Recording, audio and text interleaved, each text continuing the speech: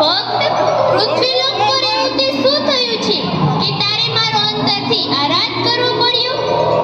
માં, આપ તો જગત જનની છો, અંતર્યામી છો, આપથી અજાણ શું હોય માં?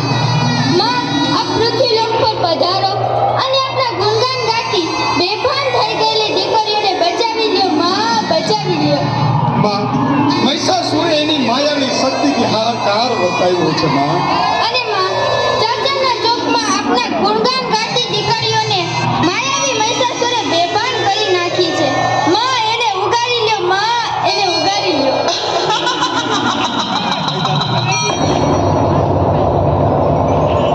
મહિષાસુરના પાપનો ઘડો હવે ભરાઈ ગયો છે. દાનવોને હવે તેઓની બીક કે ડર નથી. મહિષાસુર જ નહીં પણ હવે સમગ્ર દૈત્યગણનો નાશ કરવાનો સમય આવી ગયો છે.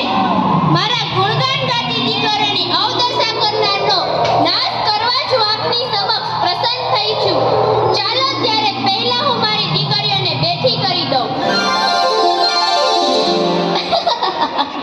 જુઓ માં, જુઓ, આટ આટલી દીકરીઓ બેભાન પડી છે. મહિષાસુરે કેવી દશા કરી છે આ દીકરીઓની. આપની નજરે જ નિહાળી લ્યો માં, આપની નજરે જ નિહાળી લ્યો.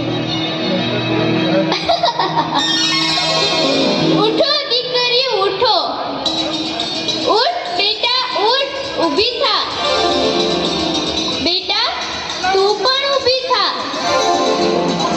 દીકરી, તું પણ બેઠી થા.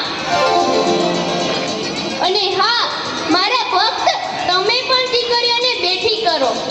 ભલે મારી, ભલે ભલે માં, જેવી આપની કૃપા માં, જેવી આપની કૃપા. ઉઠ દીકરી, ઊભી થા. બેટા, તું પણ ઊભી થા. અરે, તું હજુ કેમ સૂતી છે? ઊભી થા